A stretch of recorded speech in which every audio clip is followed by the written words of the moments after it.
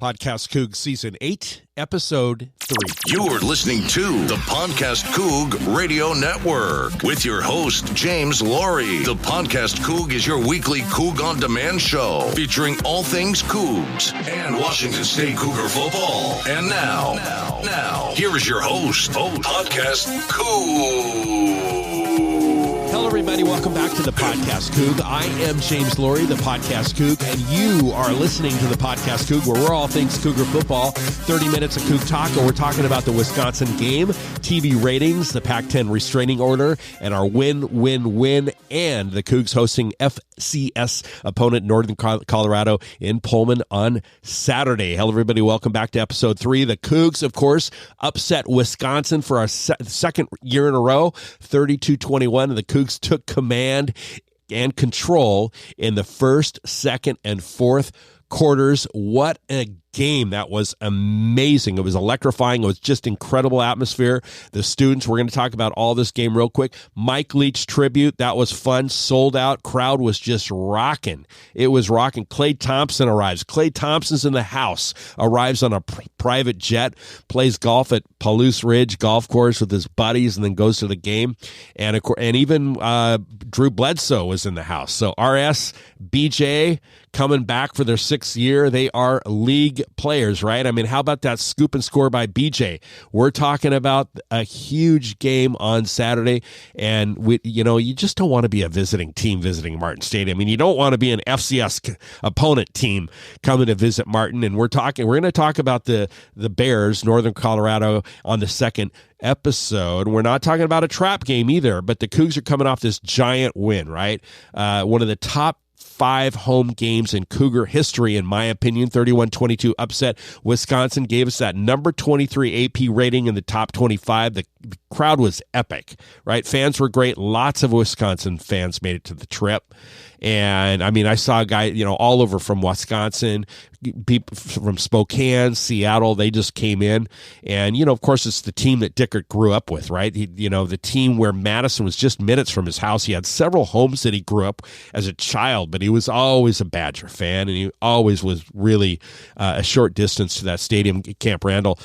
Dickert brought his entire immediate family to Pullman. You remember last year was a big, huge reunion for the Dickert. All of his extended family, his family. This year, immediate family brings to Pullman, right? What are the chances having mom, dad, brother, sister, everybody, including Clay Thompson and Drew Bledsoe? Everybody shows up but grandma, right?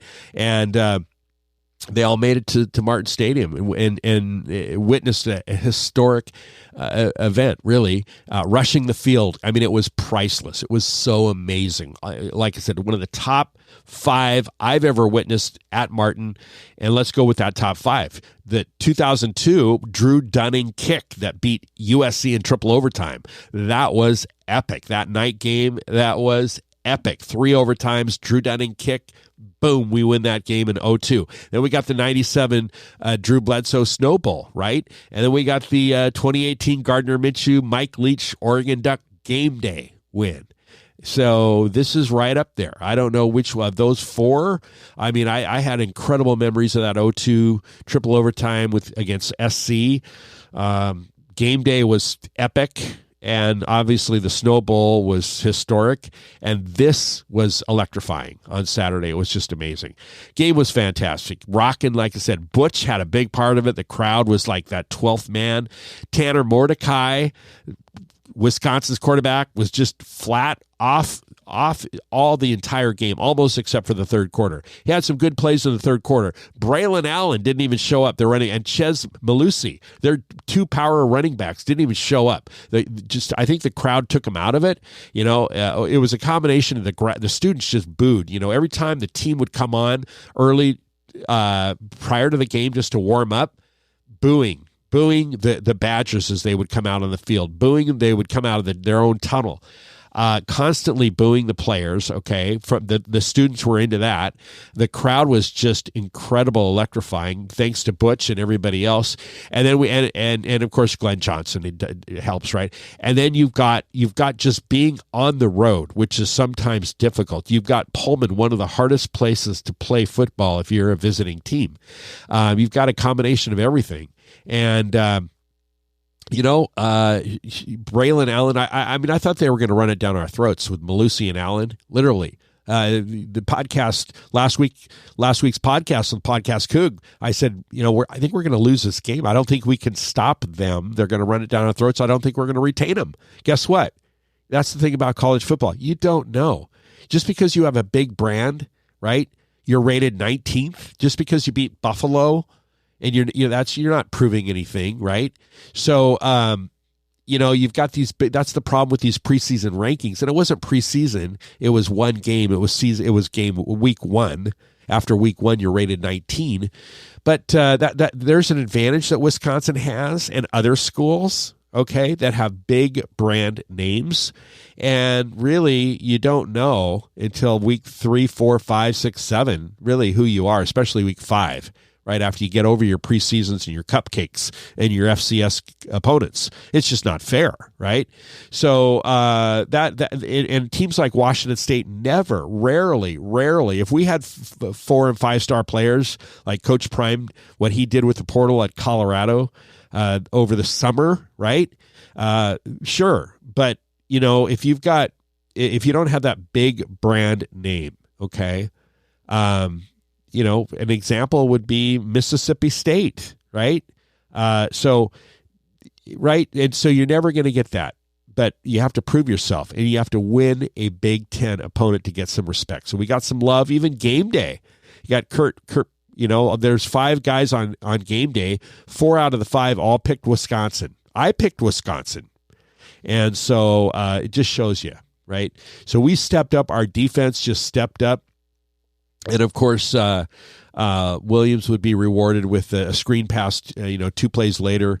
And, we go back, the first quarter, trading punts early in the game.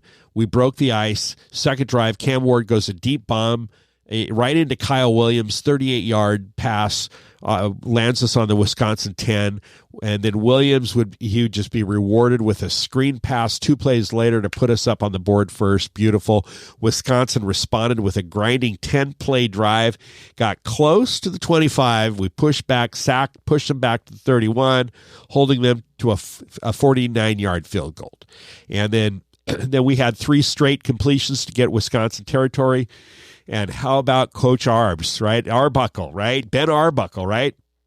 Later on in the first quarter, right, Ward throws this pass to Lincoln Victor, who, by the way, played in quarterback in high school, right? He played the QB, right? Lobbed it downfield to who? Tight end Cooper Mathers, who caught it on the 1 touchdown with a screen pass back to Lincoln Victor from the 1-yard line for a score. Thank you, Arbs. Thank you so much, Cam and Lincoln Victor. That was just amazing. Made a statement to everybody about who we are at Washington State and our fan base, right? And that Cougs versus everybody's been around for a long time. Early this summer, early spring ball, you saw the banner. You'd watch YouTube, whatever, press conferences, Cougs versus everybody. That's not something we just made up recently because of what's going on with the conference realignment or the Pac-10, right? Cougs versus everybody. How funny is that? It's not funny. It's what a coincidence, right? It's Cougs versus everybody, right? And so that's very interesting. Anyway, we took the lead 24-6. Edge rusher Brennan Jackson, BJ, had a scoop and score, recovered a fumble near the end zone off of a strip sack from his buddy RJ, right? RSJ, Ron Stone Jr., who won the Defensive Player of the Week. Good going, RS, and getting that scoop and score by BJ was like literally a lineman's dream to just get that scoop and score touchdown, make the crowd go crazy, right? Just crazy. It was incredible. And, outside of the third quarter where Wisconsin scored 2 TDs, Cougs just dominated the game, just dominated. Our defense limited their, like I said, Braylon Allen, their star running backs, to 20 yards. Braylon Allen, 20 yards, 7 carries, and then forced a fumble that Jaden Hicks had recovered. And so Wisconsin just didn't have much offense, really. And Jaden Hicks, again, you're going to hear his name over and over and over again. Jaden Hicks, what an amazing effort from him. So I was wrong. Wisconsin never ran it down our throats, and it just shows you we don't know the future in life. And that's what's fun about college football, right? So, again, Braylon Allen and Malusi didn't do anything. We shut them down. We shut them down, okay, except for the third quarter. And it became clear that BJ and RS changed the game. And, with that strip sack and the fumbles and whatnot. So it just reveals that we've got some defense. We've got offense and defense. And, there's a lot of opponents that are terrified by Cam Ward, right? And RS and BJ, they're just two special guys, very different skill set, very elite mindsets. And, they are next league stuff, right? Huge asset to the Cougs. And thank you guys for staying around for the 6th year. Their 6th year. They could have bolted. They could have portal, right? Nope. They had the vision. They know what they wanted. They knew what they wanted to accomplish, and they did it. Incredible. And also incredible performance by Cam Ward, right? Made me a believer. Right? Last year, year one, I wasn't a believer, right, at all. You had to prove it. He did a lot of this his performance last year. There were a lot of things that we didn't like. His playing style, and it really appears that Cam has made some changes to his technique. No more scrambling, throwing side to side, vastly improved from last year. And you saw that the best he could be. He's just he's humble. He gives a lot of credit to everybody else. I think he's a good leader. Well, he is a good leader, and he's doing a great job. We can't complain. There's a lot of opponents that are scared of playing us, right? And so, he may not be a Heisman guy, but you know what? He's our guy right now. We're going to support him, and he's really come a long way. So there's been a lot of growth. And, we routed Colorado State, and you saw that performance. And we had this nationally televised game, and we were flawless 3 out of 4 quarters. No picks, no fumbles, no drop balls. We had a coach over on the Wisconsin side, Mike Tressel. It's interesting. He said, hey, right after halftime, we're going to play some man coverage. We're going to just change things up a little bit, play man. We're going to make them beat us, right? And we think we could stop them up front, which they did. Yeah, but then after a while where we were playing, Cam finally figured it out, right? It was Cam that figured it out that, hey, came to fruition late, but hey, guess what happens when you play man coverage, right? He realized you can't take over the game, and that's what he did. And then he showed just great decision-making all game long. Wasn't scrambling, not taking big losses, not throwing the ball across the middle, throwing the ball where he needed to go, and playing the keeper, and ran like crazy. And while we don't really, especially Coach Dicker doesn't like him to be the top running back, well, in rushing, that's what, not running back, but in rushing yards, guess what? That's what happened. And Ward, with his passing attack, he's kind of a huge threat.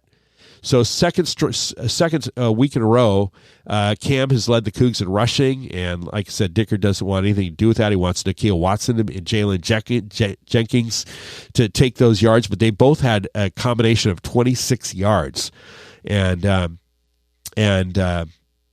that's it. So Ward is still our leading rusher, and it's Harry Houdini meets Mr. Escapism. That's what it is. You got Houdini and Mr. Escapism.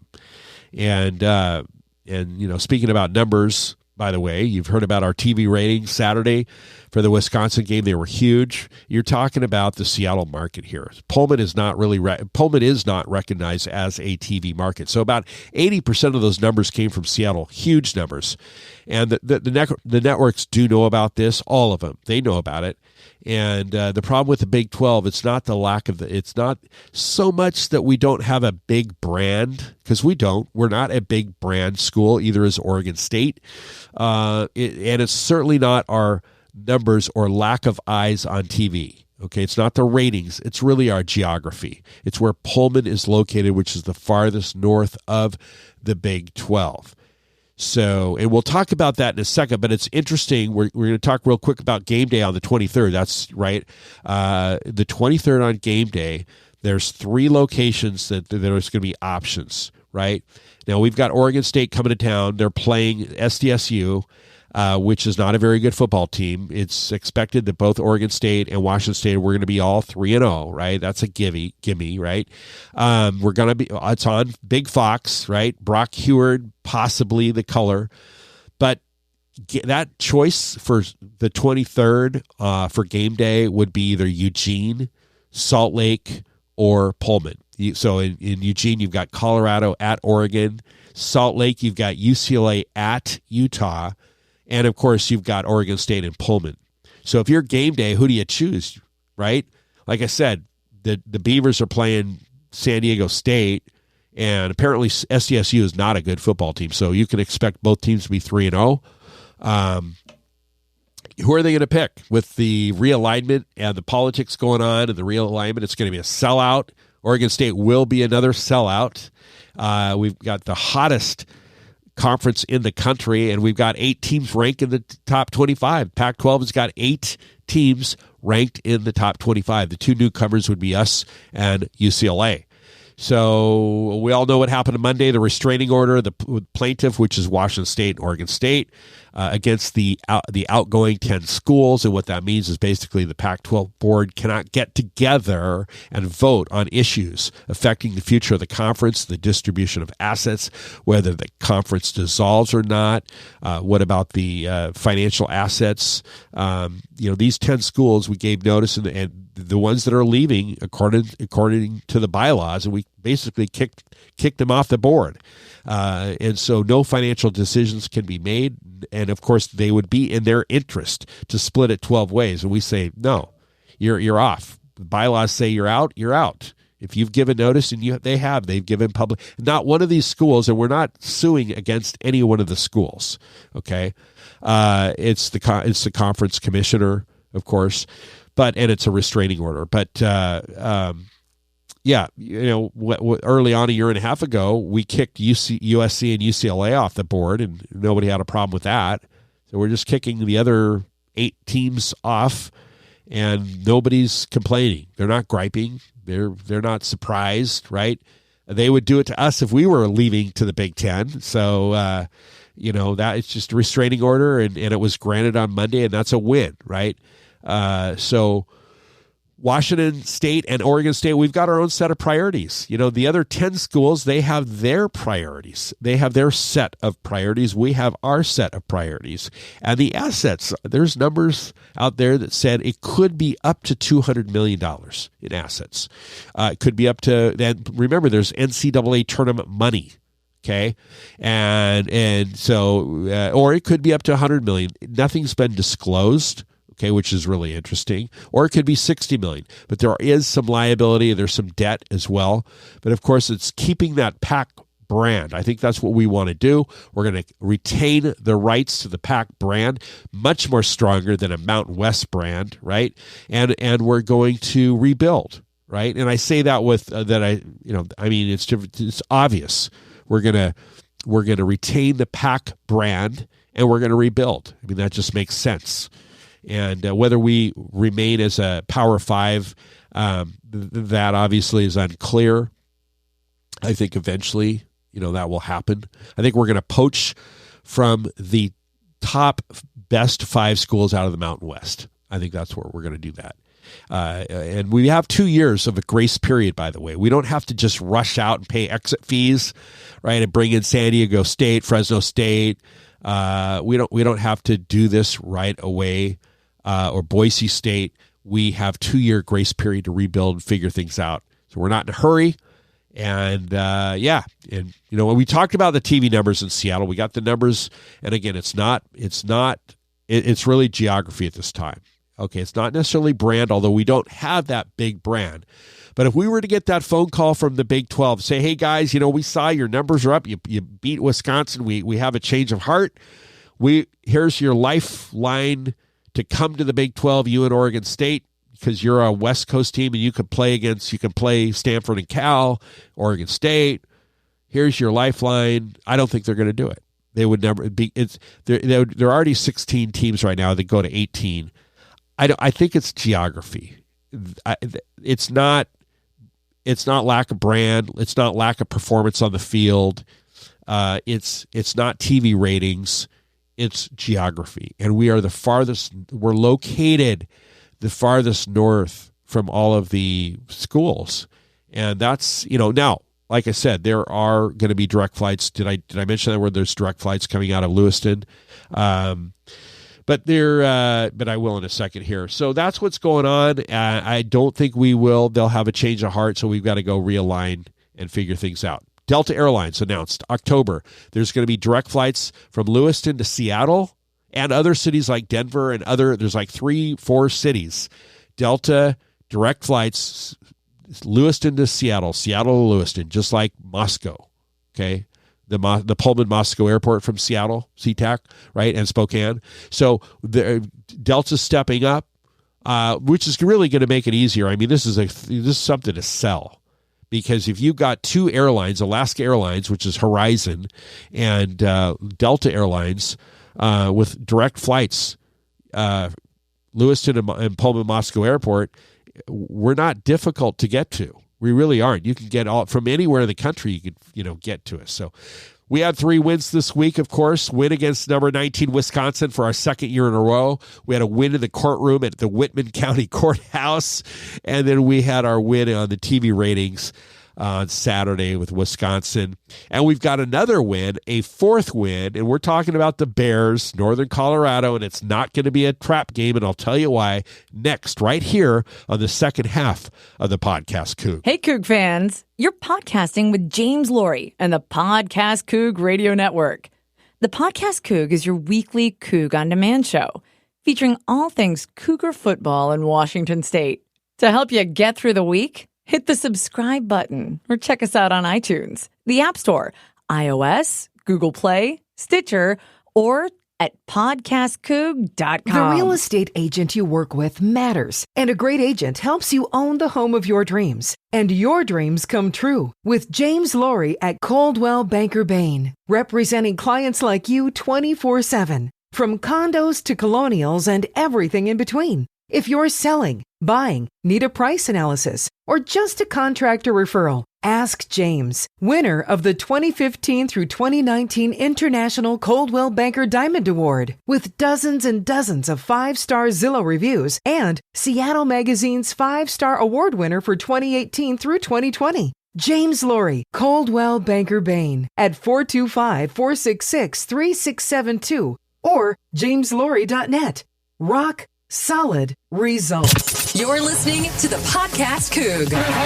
2 running backs in with the quarterback. Signals called. All man in motion going through to the right side. Handoff. Wings out to the right side. Touchdown, Washington State. You are listening to the Podcast Coug. Welcome back to the second half of the Podcast Coug. I am James Laurie, the Podcast Coug, and we're all things Cougar football, all things Cougs, Northern Colorado, Washington State, and here we go. You know what? We play 3 teams, 3 schools from Colorado this year, right? 3. I never thought about that, right? 3 schools from the state of Colorado. We get Colorado State, Northern Colorado, and, of course, the Buffs on November 17th with Coach Prime. That's interesting, right? So, hey, Northern Colorado. Hey, they are, where are they located, right? Nestled between the Rocky Mountains and their stunning high plains. UNC, public doctoral research educational institution that's home to about 9,000 students and 200 undergraduate. And the reason why I'm just talking about this school is because we don't have a lot on Northern Colorado. We know a little bit about them. Of course, it's FCS. Martin, Tuesday at 2 o'clock, Pac-12 networks. It's going to be about 80, 85, in the 80s, maybe 85. And, of course, we're undefeated at 2-0, and the Bears are 0-2. And everything tells us they're just not playing some good football this year. They're obviously in a rebuilding mode. They came to Martin on 2019. Cougs beat them 59-17. We're ranked 23 in the country. There's no betting line on this game. I don't think it's going to be a sellout. And, it is kind of tough for people to get. I mean, for myself, when I go over, I usually go over and back, or I will stay the night somewhere. But typically, it really takes a lot out when folks from the West Side. I mean, majority are not coming from the West Side. I would think it's within 2 hours: Spokane, Tri-Cities, Idaho. But to do that 3 weeks in a row for Wisconsin, Northern Colorado, and then Oregon State, that is it's huge from when you're coming from Seattle for folks on the West Side. It really is. You're getting in at 3:30 in the morning if you're doing it over and back. And so it's a challenge. So I'm not thinking the game's going to be a sellout. And they've got their first year head coach, Ed Lamb.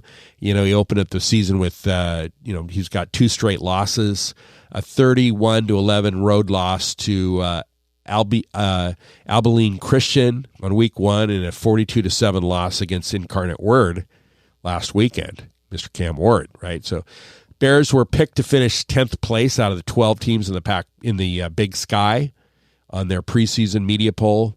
Last year, they won 3 games, and they let go Ed McCaffrey after 2 seasons. So he had a 6-16 overall record. So it's Ed Lamb. He's the main guy on board, former assistant coach, special teams coordinator from BYU. So, he's endured. He's had a rough start for the first 2 games with the Bears, and their 2 losses have come from solid FCS competition. Albion Christian, by the way, received votes in the latest top 25 poll, and Incarnate Word is number 10, made last year's playoff semifinals. So,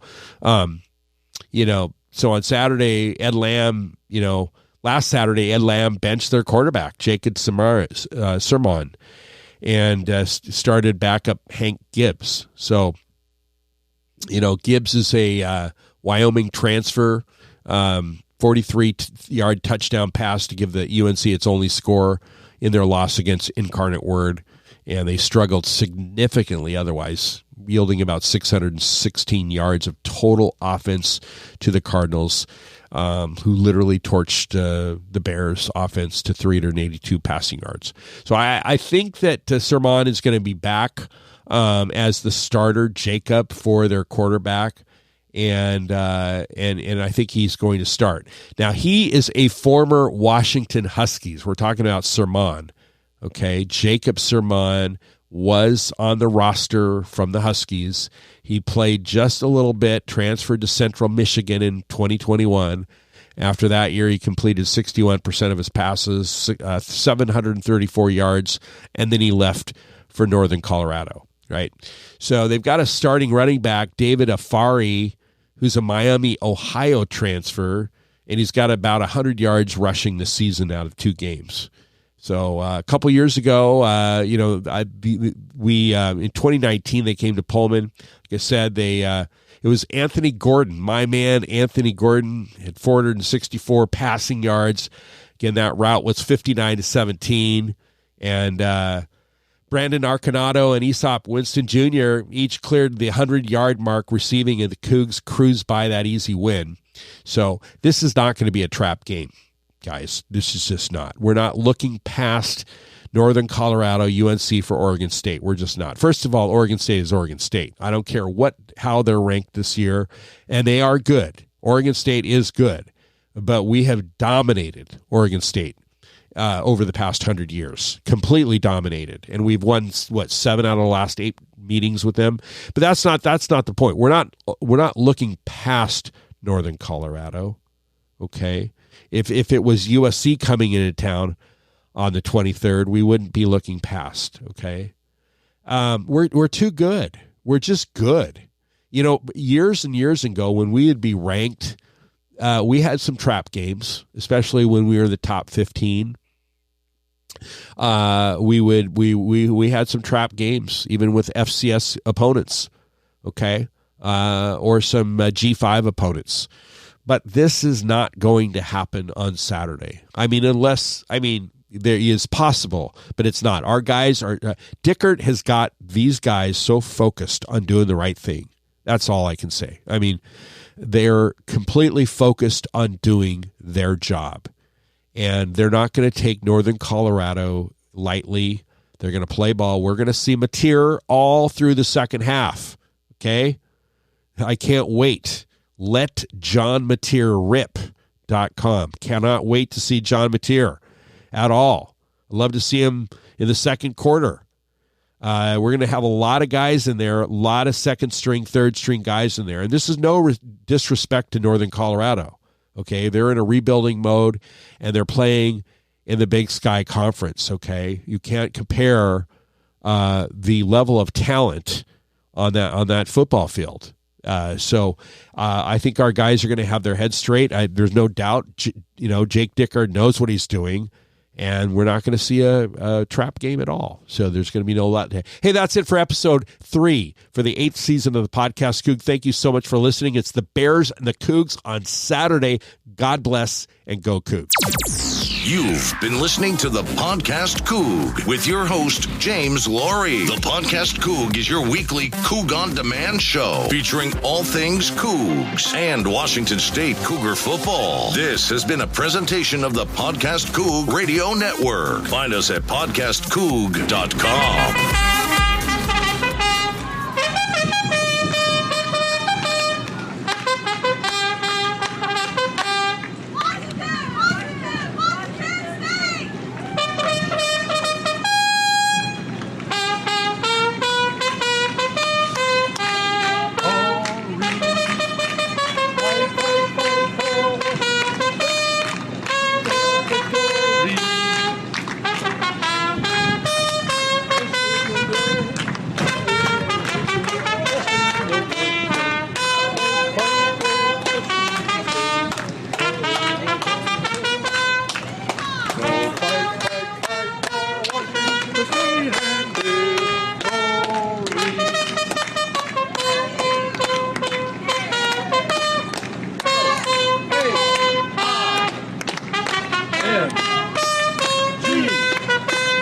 N-G-T